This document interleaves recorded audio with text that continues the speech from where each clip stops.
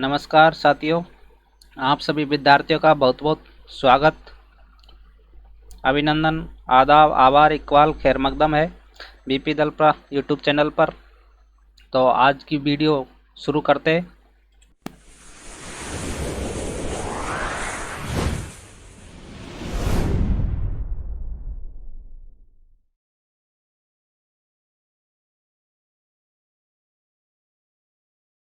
जैसा कि आप जानते हैं कि हमने पिछली वीडियो में हिंदी व्याकरण के भाषा एवं लिपि के बारे में पढ़ा था। हमारा दूसरा टॉपिक है वर्ण विचार से संबंधित। आज हम इसका अध्ययन कर रहे हैं। तो शुरू करते हैं अपना प्रथम क्वेश्चन, यानी पहला क्वेश्चन आपकी स्क्रीन पर। स्पर्श व्यंजनों की कुल संख्या कितनी होती है? आपको बताना है कि स्पर्श व्यंजनों की संख्या कितनी होती है। ओके, चलो बताइए, स्पर्श व्यंजनों की संख्या कितनी है? 25, 26, 24 या 21? तो इनमें से चार ऑप्शन में से आपका आंसर क्या सही होगा? आप अनुमान लगाइए और कमेंट बॉक्स में जल्दी से लिख दीजिए कि स्पर्श व्यंजनों की कुल संख्या कितनी होती है। ये सभी आए हुए प्रश्न है, किसी न किसी परीक्षा में आपको देखने को मिलेंगे। देखिए, इसका आंसर होगा 25। बहुत ही सिंपल यानी सरल प्रश्न था ये। आगे बढ़ते हैं। व्यंजन ध्वनियों का वर्गीकरण प्रमुखतः कितने आधार पर किया जाता है? यानी व्यंजन ध्वनि का प्रमुखतः कितने आधार पर हम वर्गीकरण करते हैं? पहला ऑप्शन ए, दूसरा ऑप्शन क्या होगा? तीसरा ऑप्शन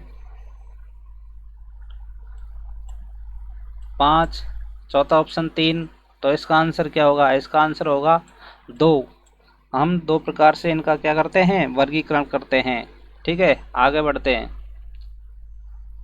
उच्चारण की दृष्टि से ग व्यंजन का सही रूप क्या होगा? यानी उच्चारण की दृष्टि से ग यानी ग व्यंजन का सही उच्चारण स्थान क्या होगा? तो बताइए, आपको बताना है कि ग व्यंजन किस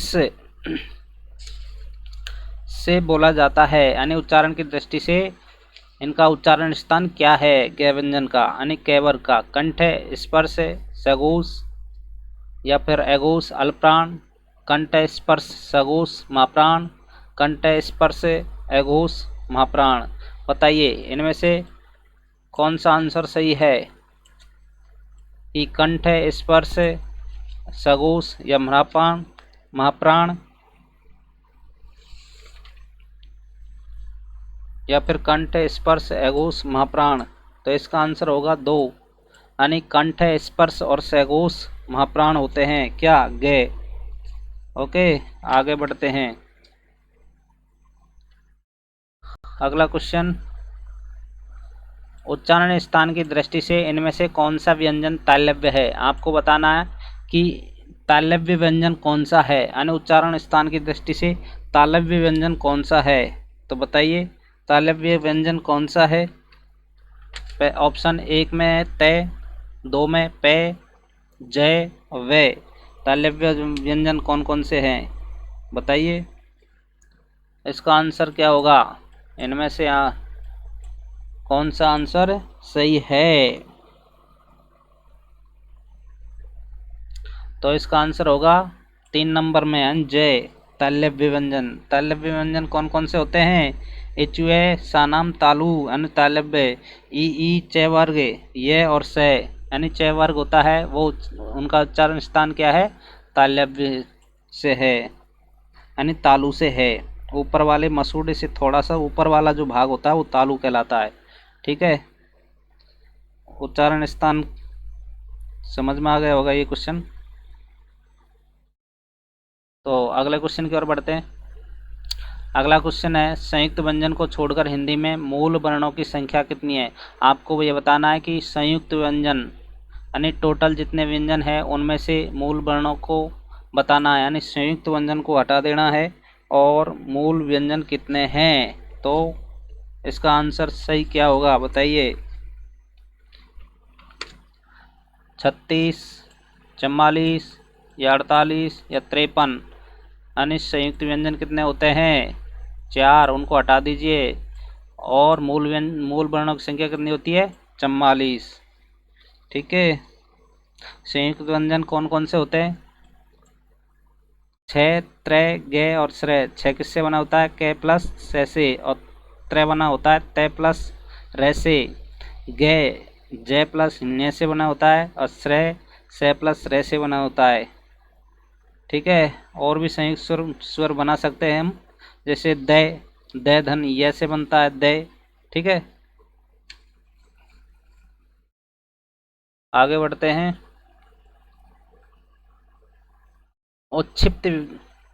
उच्छिप्त ध्वनि का प्रयोग हुआ है। इनमें से बताना है कि कौन से शब्द में उच्छिप्त ध्वनि का प्रयोग हुआ है? आरजू, खसरा, पढ़ाई या जफर में। यानी इनमें से कौन सा ऑप्शन सही है? इसमें से कौन सा ऑप्शन है? पढ़ाई में। अगले क्वेश्चन की ओर बढ़ते हैं।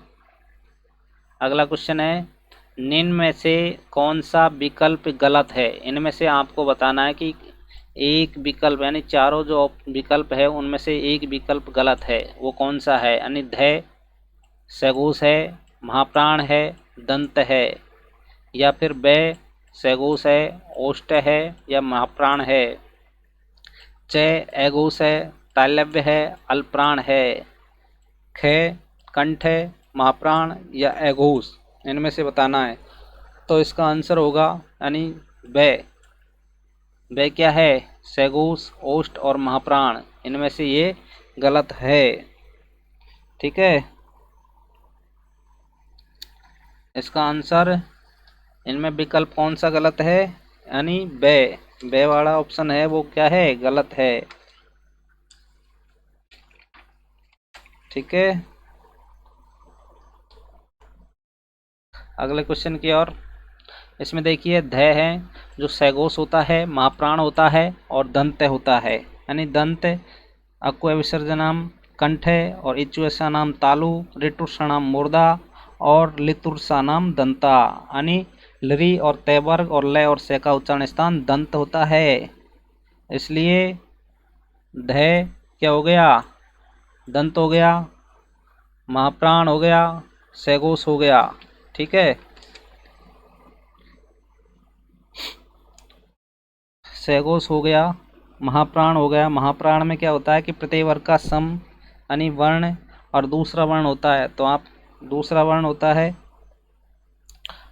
यानी चौथा और दूसरा वर्ण होता है, जिसमें द है, चतुर्थ वर्ण है। और सैगोस की अगर बात की जाए, सैगोस में यानी प्रत्येक वर्ग का तीसरा, चौथा और पांचवा वर्ण होता है। उनमें से तीसरा, चौथा, पांचवा, तो चौथा क्या है? द है। आगे बात की जाए वे की, तो ये क्या है? पे, फे और बे, यानी तीसरा है। तो तीसरा क्या होता है? घोष होता है। जबकि इसमें क्या दे रखा है? घोष दे रखा है, यानी सैगोस दे रखा है। सही है ये। ओष्ठ है, पेफे वेवे यानी ओष्ठ, सही है ये।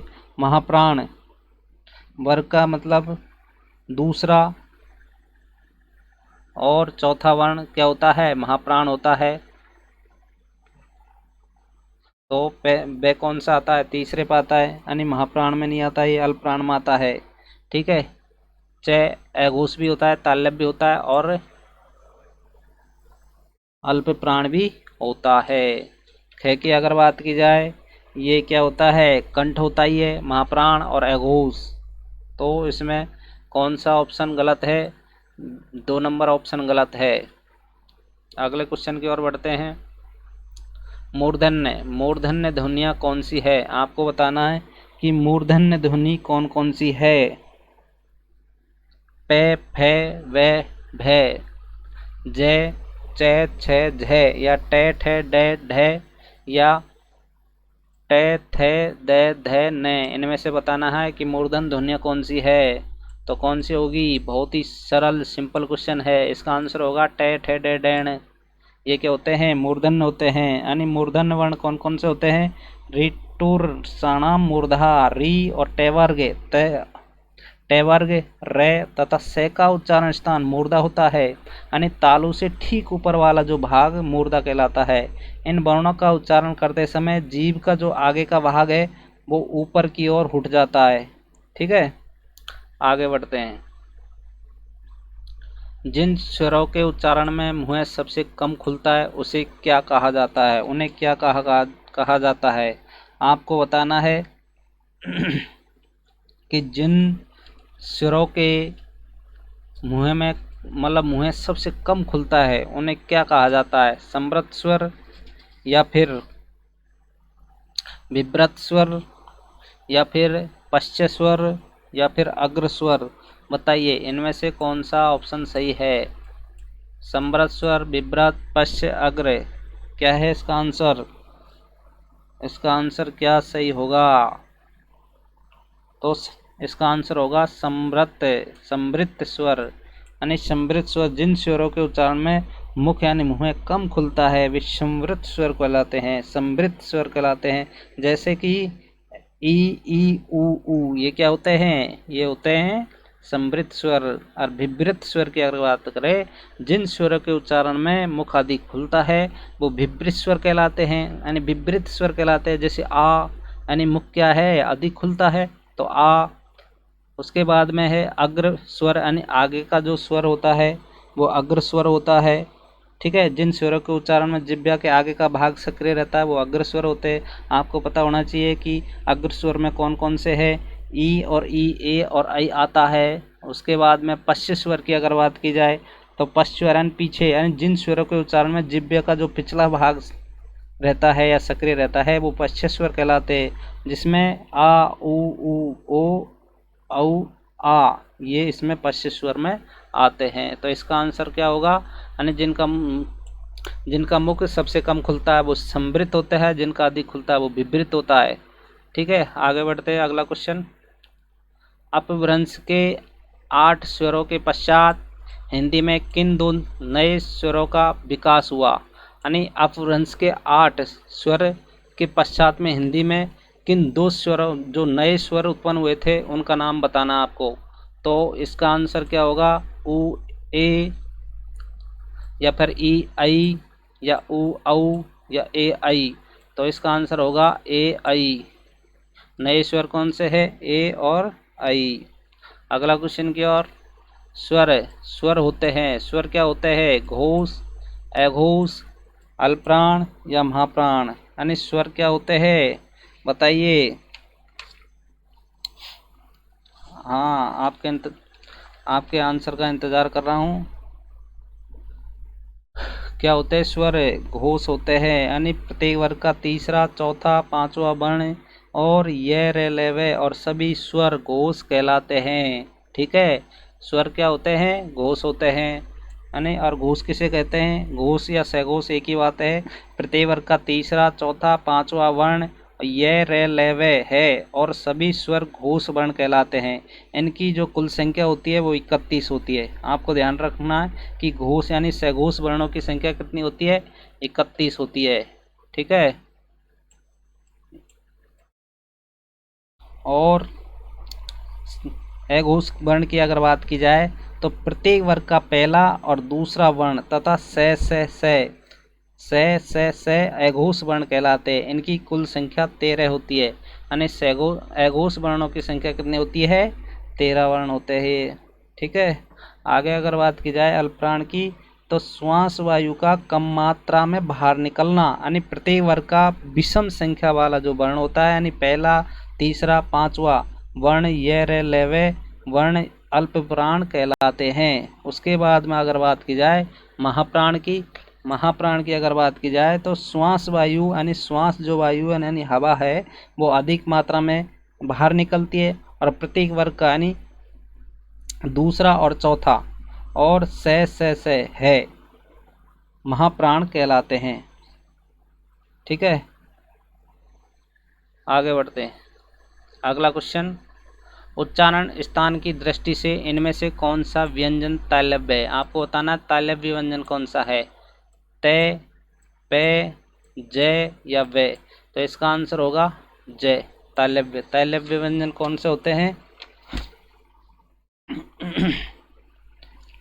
इचुए सानाम तालु ई और ई साथ में च वर्ग तथा य और से का उच्चारण स्थान तालु होता है। जैसा कि इसमें पे क्या होता है, ओष्ठ वर्ण होता है। क्या होता है, ओष्ठ वर्ण होता है, जिसमें उपु पदमानिया ओष्ठा यानी ऊ और पे वर्ग का उच्चारण स्थान ओष्ठ कहलाता है। जय यानी जय कौन से वर्ग में आता है, च वर्ग में आता है, और च वर्ग किसमें होता है, इचुए सा नाम तालु यानी ई और च वर्ग तथा ये और से का उच्चारण स्थान तालु होता है, यानी ऊपर वाले मसूड़े से थोड़ा सा ऊपर वाला जो भाग तालु कहलाता है। उसके बाद में अगर वे की बात की जाए, ये ओष्ठ होता है, जो आपने अभी देख लिया, पढ़ लिया। आगे बढ़ते हैं। निम्नलिखित में से कौन सा कथन गलत है, इनमें से आपको बताना है कि कौन सा कथन है जो गलत है। तो ध, सैगुस, महाप्राण, दंत, वे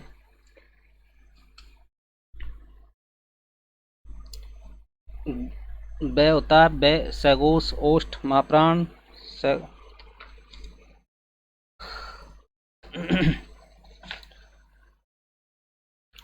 और तीसरा है ख, कंठ, महाप्राण, एगोस, या फिर चौथा ऑप्शन है च, एगोस, तालव्य या अल्पप्राण। तो इसका आंसर क्या होगा, इसका आंसर होगा सैगोस, ओष्ठ, महाप्राण। सैगोस, ओष्ठ, महाप्राण इसका आंसर सही होगा। आगे बढ़ते हैं। आज के लिए इतना ही काफ़ी। कल हम अगले टॉपिक यानी इससे संबंधित और भी क्वेश्चन देखेंगे। अब अभी लेता हूँ आपसे विदा, फिर मिलूँगा आपको। तब तक के लिए धन्यवाद। जय हिंद, वंदे मातरम। स्वस्थ रहिए, मस्त रहिए, अपनी तैयारी में व्यस्त रहिए। हमारे इस चैनल पर हिंदी साहित्य का इतिहास चल रहा है, उस पर कई सारी वीडियो अपलोड हो चुकी है, और भक्तिकाल संत काव्य से संबंधित टॉपिक चल रहा है, जो आगे अपलोड कर दी जाएगी। धन्यवाद।